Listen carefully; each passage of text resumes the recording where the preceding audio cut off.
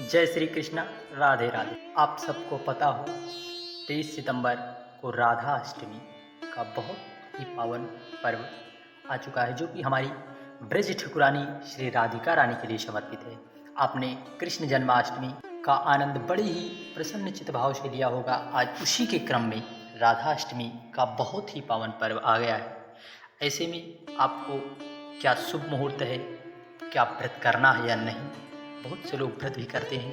यदि निश्चितता है, यदि आप जन्माष्टमी का व्रत किए होंगे, तो यदि आप इसका व्रत नहीं करते राधाष्टमी का, तो आपको पूर्ण फल की प्राप्ति नहीं होगी।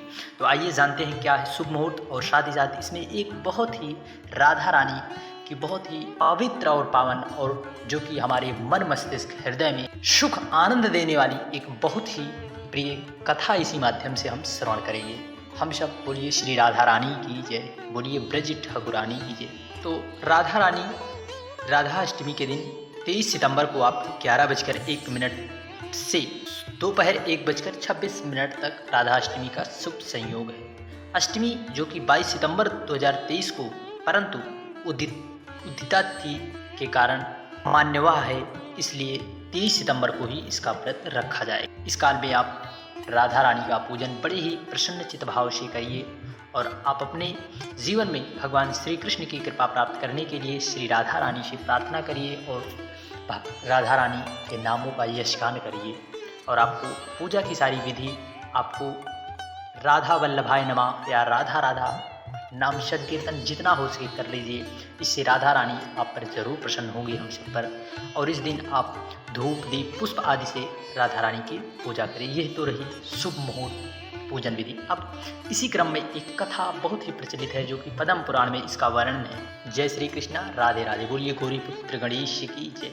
कथा का आरंभ करते हैं। एक बार बरसाना और उसके आसपास के इलाके में बहुत भीषण अकाल पड़ गया, अर्थात जल वृष्टि न होने के कारण पूरे आसपास के इलाके में बहुत विषम परिस्थिति आ गई। बारिश ना होने के कारण आपको पता है कि ना फसलें उगती हैं और ना कुछ उत्पन्न हो पाता है। सारे जीव जंतु ऐसे ही पानी की प्यास के कारण, अन्न ना होने के कारण वे अपने प्राण को त्याग देते हैं। वैसी ही स्थिति भीषण अकाल पड़ गया। यहाँ रहने वाले लोग साधु संत को भोजन की भी बहुत दिक्कत आने लगी। अकाल के कारण चारों ओर हाहाकार मच गया। त्राहिमाम त्राहिमाम। अकाल के कारण वहाँ के गांव के लोगों ने पलायन करना शुरू कर दिया। पलायन मतलब ये आप समझ सकते हैं, यहाँ पर बारिश जहाँ नहीं होती तो लोग किसी दूसरी स्थान पर जहाँ सुंदर मनोरम दृश्य हो, अर्थात जहाँ पर बारिश की व्यवस्था हो, पानी जल की व्यवस्था हो, जहाँ बारिश हो रही वहाँ पर लोग पलायन कर जाते हैं,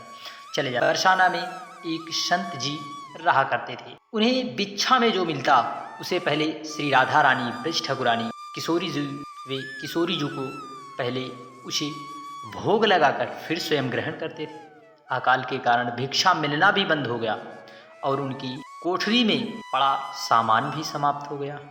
परिस्थिति में विवश होकर उन्होंने भी बरसाना छोड़ने का मन में निश्चय बना ही लिया। नेत्रों से आंसुओं की धार बहती राधा रानी से क्षमा याचना कर रहे थे कि श्री जी मुझे क्षमा करना, मुझे परिस्थितियों के वश में यह गांव छोड़ना पड़ रहा है। उनकी करुण पुकार सुनकर एक सुंदर सी व्रज कन्या वहां आई। स्वयं राधा रानी की कृपा देखी कि भक्त जब भी उदास होता है तो श्री राधा रानी हमारी ब्रज ठाकुरानी हमें जरूर कोई ना कोई मार्ग देती हैं, या हमारे ऊपर आए विघ्नों संकटों से हमें छुटकारा के लिए एक प्रकाश की किरण के रूप में जरूर हमारे जीवन में आती हैं, हमें संकेत प्रदान करती हैं। यदि आप श्री राधा नाम संकीर्तन करते हैं या आप भगवान श्री कृष्ण से प्रेम रखते हैं, तो निश्चित ही जिस प्रकार संत की करुण पुकार सुनकर श्री राधा जी ने एक सुंदर सी ब्रज कन्या के रूप में आई, पूछने लगी कि बाबा आप कहाँ जा रहे हैं।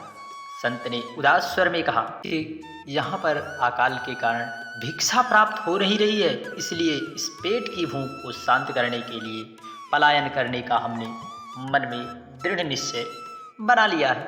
ब्रज कन्या कहने लगी, बाबा आप मेरे घर भिक्षा लेने आना, मेरी मैया हर रोज भिक्षा देने के लिए भोजन पकाती हैं। संत कहने लगे कि पुत्री मैं नहीं जानता कि आपका घर कहाँ है। ब्रज कन्या बोली, बाबा मैं वैद्य श्रीधर की पुत्री राधा, आप वहां जाकर कहना कि जो आले में भोजन पड़ा है वह मुझे भिक्षा में दे दो। संत जी ब्रज कन्या के बताए पते पर वैद्य जी के घर पहुंचकर भिक्षा के लिए आवाज लगा। वैद्य जी की बाहर आई और कहने लगी, बाबा आज तो हमने भिक्षा नहीं निकाली। संत ने उन्हें बताया कि मुझे आपकी पुत्री राधा ने भेजा है, उन्होंने कहा था माँ ने आले में भोजन रखा है। वैद्य जी ने आश्चर्य से संत जी से पूछा, मेरी पुत्री राधा की मृत्यु तो कई साल पहले हो गई है। वैद्य जी ने संत के कहने पर आले में देखा तो वहाँ भांति भांति के भोजन रखे हुए थे। वैद्य जी की पत्नी कहने लगी, मैंने तो कभी भी यहाँ पर भोजन नहीं रखा। वैद्य जी जान गए कि यह श्री राधा रानी की कृपा है। जब राधा रानी कृपा करती हैं तो भंडार भर ही देती हैं। वैद्य जी ने बड़े चाव और बड़े प्रेम से संत जी को भोजन कराया। वैद्य जी कहने लगे कि बाबा आप प्रतिदिन यहाँ आकर भोजन ले जाना। राधा रानी की कृपा से संत जी के प्रतिदिन के खाने का इंतजाम हो गया। तभी तो कहते हैं बड़ी दयालु हैं, बड़ी करुणामयी हैं श्री राधा रानी। वह अपने भक्तों का सदैव ख्याल रखती हैं, हमारी ब्रज ठाकुरानी किशोरी जू लाडली जू। इसलिए यदि हम विश्वास रखकर नाम जप या श्री राधा रानी को पुकारते हैं तो राधा रानी ज़रूर से ज़रूर हमें कोई ना कोई मार्ग दिखाती हैं। जय श्री कृष्णा, राधे राधे। बढ़ते हैं इसी क्रम में एक और कथा जो कि पद्म पुराण में वर्णित है। यदि आप राधा रानी राधाष्टमी का व्रत कर रहे हैं तो कथा को सुनने का ही प्रमाण है। यदि आप कथाओं को श्रवण करते हैं तो निश्चित ही निश्चित आपके जीवन में सुख की अनुभूति होगी, आपके जीवन में भगवान श्री कृष्ण की अनन्य भक्ति जरूर होगी। इसी क्रम में अगली कथा श्री राधा रानी की प्राकट्य की कथा है। आइए श्रवण करते हैं पद्म पुराण की यह बहुत ही चर्चित, बहुत ही प्रिय कथा, दुर्लभ कथा है, जिस कथा को भगवान शंकर माता पार्वती से सुना रहे हैं। यह कथा पद्म पुराण की है, जो कि पार्वती जी बोली, दयानिधि अब भगवान श्री कृष्ण जी के जो पार्षद हैं उनका वर्णन सुनने की इच्छा हो रही है, अतः बतलाइए। भगवान श्री महादेव जी ने कहा, देवी भगवान श्री कृष्ण राधा जी के साथ स्वर्णमय सिंहासन पर विराजमान है। उनका रूप और लावण्य वैसा है जैसे कि पहले बताया गया है। वे दिव्य वस्त्र, दिव्य आभूषण और दिव्य हार से विभूषित है। उनकी त्रिभंगी छवि बड़ी ही मनोरम जान पड़ती है। उनका स्वरूप अत्यंत ही मन को मोहने वाला है। गोपियों की आंखों के तारे हैं। उपर्युक्त सिंहासन से पृथक एक योगपीठ है, वहाँ सोने के सिंहासन से आवृत है। उसके ऊपर ललिता आदि प्रधान प्रधान सखियाँ जो श्री कृष्ण को बहुत ही प्रिय हैं विराजमान है। उनका प्रत्येक अंग उत्कंठा तथा रसावेश से युक्त है। ये ललिता आदि सखियाँ प्राकृत की अंशाभूत हैं। श्री राधिका जी की इनकी मूल प्राकृति है। श्री राधा और श्री कृष्ण पंचाभिमुख विराजमान है। उनकी पश्चिम दिशा में ललिता देवी विद्यमान है और इंद्रियों को वश में रखते हुए सदा पवित्र भाव से श्री कृष्ण चरित्र का भक्ति पूर्वक पाठ या श्रवण करता है, उसे भगवान श्री कृष्ण की भक्ति प्राप्त होती है। फिर माता पार्वती जी ने कहा, भगवान अत्यंत मोहक रूप धारण करने वाली श्री कृष्ण ने गोपिका के साथ किन किन विशेषताओं के कारण क्रीड़ा की, इस रहस्य का मुझे वर्णन कीजिए। भगवान अवघड़दानी महादेव जी कहते हैं, देवी एक समय की बात है, मुनि नारद यह जानकर कि श्री कृष्ण का प्रागट्य हो चुका है, वे बीड़ा बजाते हुए नंद जी के गोकुल में पहुँचे। वहाँ जाकर उन्होंने देखा कि महायोग माया के स्वामी सर्वव्यापी भगवान अच्युत बालक का स्वांग धारण कर नंद जी के घर में कोमल बिछौने से युक्त सोने के पलंग पर सो रहे हैं और गोपकन्याएं बड़ी प्रसन्नता के साथ निरंतर उनकी ओर निहार रही हैं। भगवान का विग्रह अत्यंत सुकुमार था। उनके काले काले घुंघराले बाल सब ओर बिखरे हुए थे। किंचित किंचित मुस्कुराहट के कारण उनके दो एक दांत दिखाई दे जाते। वे अपनी प्रभा से समूचे घर के भीतर भाग में प्रकाश फैला रहे। नग्न शिशु के रूप में भगवान की झांकी के नारद जी को बड़ा ही आनंद हुआ। वे भगवान के प्रिय भक्त तो थे ही, गोपति नंद जी से बातचीत करके सब बातें बताने लगे। नंदराज जी, भगवान के भक्तों का जीवन अत्यंत दुर्लभ होता है, आपके इस बालक का प्रभाव अनुपम है। इसे कोई नहीं जानता। शिव और ब्रह्मा आदि देवता भी इसके प्रति सनातन प्रेम चाहते हैं। इस बालक का चरित्र सबके मन को मोहने वाला, हर्षित करने वाला होगा। भगवत भक्त पुरुष इस बालक की लीलाओं का श्रवण गान और अभिनंदन करते रहेंगे। आपके पुत्र का प्रभाव अचित्य है। जिसका इसके लिए प्रति हार्दिक प्रेम होगा वे संसार समुद्र में तर जाएगा, तो उन्हें इस जगत की कोई बाधा नहीं सतावेगी। नंद जी, आप भी इस बालक के प्रति निरंतर अनन्य भाव से प्रेम कीजिए। यूँ कहकर मुनि श्रेष्ठ नंद जी के घर से निकले। नंद ने भी भगवत बुद्धि से उनका पूजन किया और प्रणाम करके उन्हें विदा दी। तदंतर वे महाभागवत मुनि मन ही मन सोचने लगे, जब भगवान का अवतार हो ही चुका है तो उनकी परम प्रियतमा भगवती भी अवश्य अवतीर्ण हुई होंगी। वे भगवान की क्रीड़ा के लिए गोपी रूप धारण करके निश्चय ही प्रकट हुई होंगी, इनमें तनिक भी संदेह नहीं है। इसलिए अब मैं ब्रजवासियों के घर घर घूमकर उसका पता लगाऊंगा। ऐसा विचार कर मुनि नारद जी ब्रजवासियों के घर में अतिथि रूप में जाने लगे और उनके द्वारा विष्णु बुद्धि से पूजित होने लगे।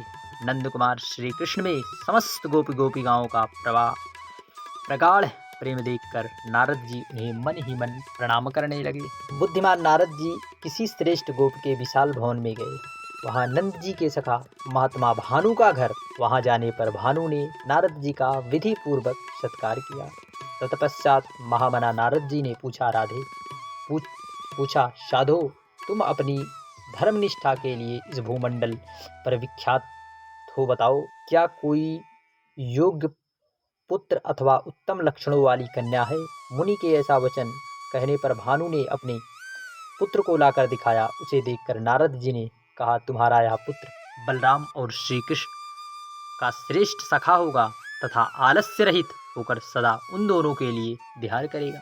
भानु जी ने कहा, मुनिवर, मेरे एक पुत्री भी है जो एक बालक की छोटी बहन है, कृपया उस पर भी दृष्टिपात कीजिए। कौन भगवान श्री देवर्षि नारद को ऐसे कौतूहल की बातें नहीं बताएगा।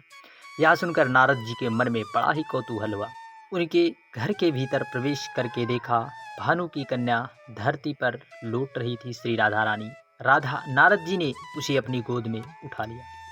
उस समय उनका चित्त अत्यधिक स्नेह के कारण विह्वल हो रहा था। महामुनि नारद भगवत प्रेम के साक्षात स्वरूप थे। बाल रूप श्री कृष्ण को देखकर उनकी जो अवस्था हुई वह इस कन्या को देखकर हुई। उनका मन मुग्ध हो गया। वे एकमात्र रस के आश्रयभूत परमानंद के समुद्र में डूब गए। 4 घड़ी तक नारद जी पत्थर की भांति निचेष्ट बैठे रहे। उसके बाद उन्हें चेत हुआ। फिर मुनीश्वर ने धीरे धीरे अपने दोनों नेत्र खोले और महान आश्चर्य में मग्न होकर वे चुपचाप स्थित हो गए। तत्पश्चात वे महाबुद्धिमानी महर्षि मन ही मन इस प्रकार सोचने लगे, मैं सदा स्वच्छ विचार रखने वाला हूँ। मैं सभी लोकों में भ्रमण किया हूँ, परंतु रूप में इस बालिका की समानता करने वाली स्त्री नहीं देखा है। महामाया स्वरूपिणी गिरिराज कुमारी भगवती उमा को भी देखा है, किंतु वे इस बालिका की शोभा को कदापि नहीं पा पाएंगी। लक्ष्मी, सरस्वती, कांति तथा विद्या आदि सुंदर स्त्रियां तो कभी इसके सौंदर्य की छाया तक स्पर्श नहीं दिखती। अब मुझे इसके तत्व को समझने की किसी प्रकार शक्ति नहीं है। यह भगवान की प्रियतमा है। इसे प्रायः दूसरे लोग भी नहीं जानते। इसके दर्शन मात्र से ही श्री कृष्ण के चरण कमलों में मेरी प्रेम की जैसी वृद्धि हुई है, वैसे आज तक पहले कभी नहीं। अतः मैं एकांत में इस देवी की स्तुति करूंगा। इस प्रकार श्री कृष्ण जी को अत्यंत आनंद प्रदान करने वाला होगा। ऐसा विचार कर मुनि ने गोप प्रवर भानु को कहीं भेज दिया और स्वयं एकांत में उस दिव्य रूप धारणी बालिका की स्तुति करने लगे। देवी, तुम महायोगमयी हो, माया की अधीश्वरी हो। तुम्हारा तेज पुंज महान है। तुम्हारे दिव्यांग मन को अत्यंत मोहित करने वाले, तुम महान माधुर्यता की वर्षा करने वाली। तुम्हारा हृदय अत्यंत अद्भुत रसानुभूत जनित आनंद से शिथिल रहा है। मेरा कोई महान सौभाग्य था जिससे तुम मेरे नेत्रों के समकक्ष प्रकट हुई हो। देवी, तुम्हारी दृष्टि सदा आंतरिक सुखों में निमग्न दिखाई देती है। तुम भीतर ही भीतर किसी महान आनंद से परितृप्त जान पड़ती हो। तुम्हारा यह प्रसन्न मधुर एवं शांत मुखमंडल तुम्हारे अंतःकरण में किसी परम आश्चर्यमय आनंद के उद्रेक की सूचना दे रहा है। सृष्टि स्थित और संहार तुम्हारे ही स्वरूप हैं। तुम ही इसका अधिष्ठान हो, तुम ही विशुद्ध सत्वमयी हो तथा तुम ही पराविद्या रूपिणी उत्तम शक्ति हो। तुम्हारा वैभव आश्चर्यमय है। ब्रह्मा और रुद्र आदि के लिए भी तुम्हारे तत्व का बोध होना कठिन है। बड़े बड़े योगीश्वरों के ध्यान में भी तुम कभी नहीं आती। तुम सबकी अधीश्वरी हो। इच्छा शक्ति, ज्ञान शक्ति और क्रिया शक्ति ये सब तुम्हारे अंश मात्र हैं। ऐसी ही मेरी धारणा है। मेरी बुद्धि में यही बात आती है। माया से बालक रूप धारण करने वाले परमेश्वर महाविष्णु की जो महामयी अत्यंत विभूति हैं वे सब तुम्हारी अंशभूता हैं। तुम आनंद रूपिणी शक्ति और सबकी ईश्वरी हो, इसमें तनिक भी संदेह की बात नहीं है। नारद जी ने इसी तरह से राधा रानी के चरित्रों का वर्णन किया। भगवान श्री कृष्ण वृंदावन में तुम्हारे साथ क्रीड़ा करेंगे। कुमारावस्था में तुम अपने रूप से विश्व को मोहित करने की शक्ति रखती हो।